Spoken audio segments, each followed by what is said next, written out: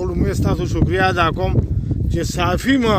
دونه لرې برې ځای ته ځي او بیا دا دونه خشکه ده او دونه سخته ده، نه د ور در پته لګي نه لارې نه چا نه تپوس کولی شي. خو بیا هم ستاسو دواړو د فضل نبي او د تفهیم الرحمن صاحب همت ته سلام چې هغوی واقعي خبر دي او په ځای باندې هغه کوي. زه دا د غوړاسکي دا بوټي دا منظم کرلی شوي، نو په دې کې زه تاسو چېرته یو زیتون ښکاره کوي چې مونږ وایي یاره دا چې کوم سوځېدلي دې کې هم زیتون، نو زیتون میتون هېڅ نشته، صرف ډرامه وه د هغې د سوځولو دپاره. کېدای شي اوس بیا چېرته داسې د انکوایري هم بیا ور ولګوي او بیا ور ولګوي، نو دا داسې لکه چې دوی هغه د منګکو د پیشو هغه لوبه کوي، کله یې سوځوي او کله یې سوځه کله یې دا 4-5 کاله موږ وشول په دې کې زموږ تجربه وشوه چې کله دا اوړی راشي همیشه د مانکي په غر باندې اور لګي، چې په هغه ځای کې اور لګي چې کوم ځای کې دی دا دغه کړی پلانټیشن کړی په هغه ځای کې اور لګي، په بل ځای کې اور نه لګي. نو دغه مسله ده چې د دې انکوایري دی وشي چې دا څوک اور لګي. نو مونږ اولنۍ مطالبه دا کوو چې ډیپټي کمشنر صاحب اول دا وګوره چې دا اور چا لګولی دی او بیا دلته لږ د زیتونو چې زیتونو بوټي راغلي څومره دي، دا غوړاسکي څومره کرلی شوي دي او دې کې کرپشن څومره شوی دی او دا کم فراډ کېږي او کم سپکاوی د دې نوښار کېږي او دا لوبې ولې کېږي. السلام علیکم ګرانو کتونکو، زه یم تفهیم او ما سره مونږ ملګری فضل نبي موجود دی او زمونږ په منځ کې موجود دی د نوښار معروف علمي شخصیت فرمان الله جان چې د مختلفو علاقو باره کې او مختلفو قومونو باره کې ډېر لوی معلومات لري. نننی چې کوم ویډیو دی مونږ خصوصي طور باندې راغلي یو د پیرپای نبره چې کومې علاقې دي ډېری دي او ډېر لوی په زرګونو جریبه ځمکه چکرې مو والي او تاسو ته په دې ویډیو کې ښکاري. دلته کې پرونه راسې خبره وه چې دلته ډېر ګڼ تعداد کې د زیتونو بوټي او ځنګل سوځېدلی دی او پکې ځناور هم سوځېدلي دي او جنګلي حیات سوځېدلي دي. نو هغې حقیقت د قوم ته ښولو دپاره او د نوښار ته چې کوم حقیقت دی هغه وړاندې کولو دپاره ما ضروري وګڼله چې مونږ د دې علاقې دوره وکړو. او خوشقسمتي دا ده چې زمونږ د میډیا ملګرو نه علاوه چې فرمان الله جان صاحب هم مونږ سره دی، نو یې ډېر لوی ټور کې د سخته ګرمۍ کې شکریا ادا کوم چې هغې مونږ له وخت راکړی دی او حالانکې بیماره مو او وخت یې وښکو راغو. نو یو خو دا ده چې په دې ډېره لویه علاقه کې مونږ چې څومره وګرځېدو نو د غوړاسکي نه علاوه مونږ د زیتون بوټی سینکو کرلی به خو یو حقیقت دا دی چې دلته کې غوړاسکي په نوم باندې د زیتون کاروبار هغه هم شوی دی او ډېرې غټې ټیکې دلته کې ورکړی شوي دي. نو دلته کې هغه سولرې څه شوې، دلته کې هغه سیسټم څه شو، دلته کې د دې د اوبو سیسټم څه شو او د دې چې کوم ما خبرې وکړې نو د دې تحقیقات پکار دي چې بیا داسې شکوک و شبهات چې ګڼې دلته ډېر غټ جنګل سوځېدلی دی د دې هم تحقیقات پکار دي. او فرمان الله جان صاحب نه به تپوس کوو چې دوی څه ولیدل او دې حوالې سره څه وایي، بیا به فضل نبي نه تپوس کوو فرمان الله جان صاحب تاسو څه وکتل او څه به وایي. ګرانه زه خو لومړی ستاسو شکریا ادا کوم چې صافي ما دونه لرې برې ځای ته ځي او بیا دا دونه خشکه ده او دونه سخته ده، نه د ور در پته لګي نه لارې نه چا نه تپوس کولی شي. خو بیا هم ستاسو دواړو د فضل نبي او د تفهیم الرحمن صاحب همت ته سلام چې هغوی واقعي خبر دي او په ځای باندې هغه کوي. زه خو چې دلته راغلم نو زما هم دې بوټو سره ډېر شوق دی او زما هم 40-50 بوټي ما په خپل کارخانه او کور کې لګولي دي. زما خو په چت باندې چې کوریټ وخېږي هغه هم د نشو کور که چت راپسې راځات یم. زه چې دلته راغلم نو داسې یو چېرته جیرب کې چېرته یو بوټی داسې شته چې هغه دا خد و خال ښایي چې زه لوی بوټی یم خو د هغه خد و خال دا نه ښایي چې زه زیتون یم. نو کېدای شي هغه سات عمران خان صاحب پرویز خټک صاحب راتلو او هغوی د چېرته نه هلته نه څانګې راوړي او څانګه خو ډېر زر نه وچېږي او هغه سات یې ورته کرلي او هغه باندې اوبه موبه ورکړي، بس دغه یو تقریب کېږي عمر له چې دا تقریبات دلته کې د مانکي روډ باندې متاثرینو ته یو کیمپ جوړ شوی.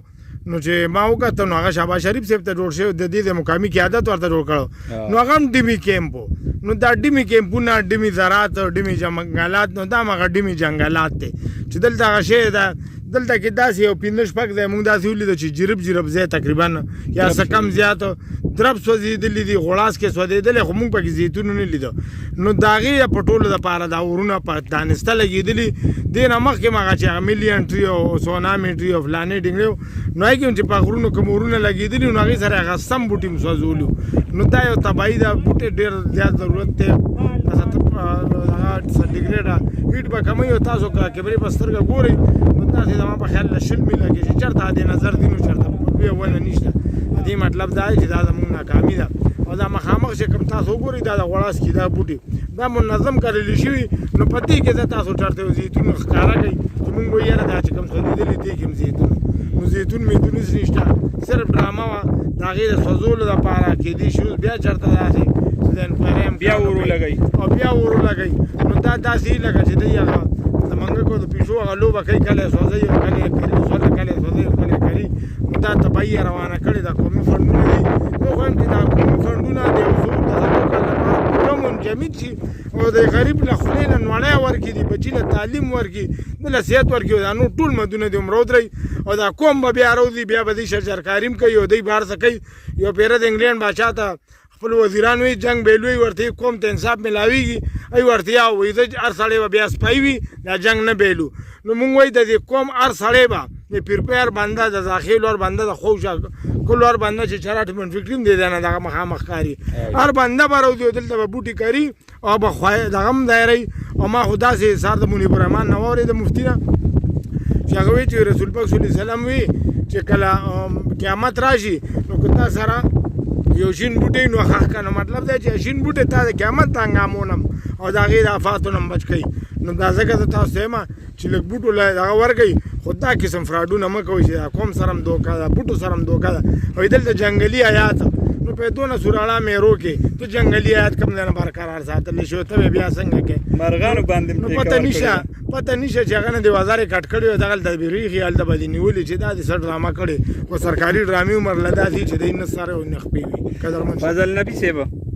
تاسو څه صحیح کړل تفهیم چې کله دا پرون دا ویډیو راغه په سوشل میډیا باندې دا ویډیو راغه چې یاره د پیرپۍ په ځنګل ته هغه ځنګل ته اور ورته کړی نن یو څو کاله مخکې عمران خان چې کوم د ویزن د بوډو له خلک ورکړی هغه عمران خان ته راغلی او هغه باغ یې لګولی دغه لوی ایریا باندې زیتون هغه لګولی نو هغې ته اور ورته کې شوی نو خدای شته زمونږ ډېر خفه شو ډېر زیات خفه شو سار مونږ په دې سټرګل کې راووتو مخکې د ډیډک چیرمین چې کوم دی زمونږ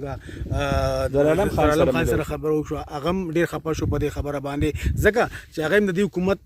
دغه دي او حصه دي او هغه یې مخکې سره ځنګلات والته وویل چې یاره دې تاسو خبره وکړئ چې دا ولې داسې وشوله بیا موږ ډي سي ځل لاړو ډي سي خو هغې کې مخکې سره انکوایري دغه جوړه کا او دغه نه ډیفونه دغه وایي چې جنګلات وال نه چې تاسو دې زر ته انکوایري وکړئ چې دا ولې شوی دی خو ویډیو چې موږ ګورو هغه کې زیتونه او بیا چې موږ له سپاټ ته راغو هغه زیتون نو زه خو په دې دغه باندې لږ مونږ بحث هم وکړو چې دا زیتون دی خو دا بیره ده ما ته دا بیره ښکاري او بیر هم چېرته داسې ځنګلي بیره یو کنال کې یو او یو او دا غوړاس کې چې کوم دی نو غوړاس کې شته لکه مسلسل کرلی شوی دی غوړاس کې نه دی حالانکې غوړاس کې چې کوم دی خو د دې علاقې خپل یو بوټی وي خو دغه خپل چې کوم وجود دغه کېږي هغه ډکوي خو هغې ته هم زما په خیال وړي کال کې داسې اوبه نه ښکاري ځکه هغه که د اور حتی هغه نور چې کوم دی نو هغه اوچوي دی او حالانکې غوړاس کې چې کوم دی نو هغه نوچېږي خو هغه مې توضیح په دې تاسو ګورئ هغه اوچوي دی نو دا خبره ده چې موږ په دې کې ګورو چې دا زیتون تیل دا زیتون څومره دي دلته څومره وسوځېدل او دا اور د چا ورته کړی دی لکه اور داسې نه ځای په ځای اور لګېدلی دی خو دا اور څه مقصد نه لګېدلی دی دلته خو سیلګري هم نه راځي هلته خو د الزام ولګوي سیلګري راغلو سیلګټ لړی شو په هغې باندې اور ولګې شو او دا خبره هم کېږي لکه چراټ کې چې موږ څنګه تېر ځل اور لګېدلی یو څو میاشتې ډاګ اسماعیل خیل کې هغه وایي چې دا د هغه دي دغه چې کوم دا مویشي ساتي دغه جړ دغه هغه کوي چې نوې دغه روزي واښه روزي فضل نبي نن زموږ تجربه وشوه دا وشوه چې دا مکمل یو لوبه ده جنګلات چې کمې محکمې پکې انوال دي نو مطلب دا دی دا اور لګول دا په منظم منصوبه باندې لکه ته دا 4-5 کاله موږ وشول په دې کې زموږ تجربه وشوه چې کله دا اوړی راشي همیشه د مانکي په غر باندې اور لګي چې په هغه ځای کې اور لګي چې کوم ځای کې دی دا دغه کړی پلانټیشن کړی په هغه ځای کې اور لګي په بل ځای کې اور نه لګي نو دغه مسله دا چې دا او د دې انکوایري دی وشي چې دا څوک اور لګي دا هغه خلک لګي چې دې کې ټیکدار انوال دي دې کې عوام انوال دي د دې نشاندهي وشي. ګرانو کتونکو مونږه بیا هم ګرځو مونږ ته ډېر لوی مزل دی او په دې ډېرو کې مونږ ډېر لرې لرې پورې په دې 15 کیلومتره کې مونږ له په مخه څوک نه راغلی چې مونږ ته لارې ته مونږ دلته به څوک نه چاته جومپړی شته نه چاته مالی شته هغه سولر نه چاته سولر نام و نشان شته لرې لرې پورې بټۍ دي او دا چراټ سیمټ فیکټري ښکاري او د بټو د نام و نشان شته خو انسان نومې شی مونږ دلته صحیح نه کو خو زه دا ویمه د شجرکاری په نوم باندې د زیتونو په نوم باندې او د زیتونو د باغ په نوم باندې د دې نوخار د دې پیرپای د خلقو دا سپکاوی دی دا بېعزتي ده دا فراډ دی دا کمې چې ورسره کړی دی او دا ښکاري چې په جیربونو کې موږ ته زیتون بوټي ښکاره نه شو منو چې چاته به یې خال خال چې کوم ځای ای راغلي څنګه فرمان الله جان صاحب وایي چې ای راغلي نو چاته به یې بوټی لګولی او د خولو دپاره دمي باغ دا به یې جوړ کړي خو مونږ دلته کې د عوامو د فلاح و بهبود دپاره او د ملک د فایدې دپاره هغه باغ ونه لیدو او د دې موسمیاتو ته ماحول ته او کوم چې دا سیستم چینج کیږي د ګرمۍ ته موسم ته د دې هیڅ څه فایده نشته نو مونږ اولنۍ مطالبه دا کوو چې ډیپټي کمشنر صاحب اول دا وګوره چې دا اور چا لګولی دی او بیا دلته لږ د زیتونو چې زیتونو بوټي راغلي څومره دي دا غوړاسکي څومره کرلی شوي دي او دې کې کرپشن څومره شوی دی او دا کم فراډ کیږي او کم سپکاوی د دې نوخار کیږي او دا لوبې ولې کیږي نو د دې مخنیوی وشي. ډېره مننه. الله په امان.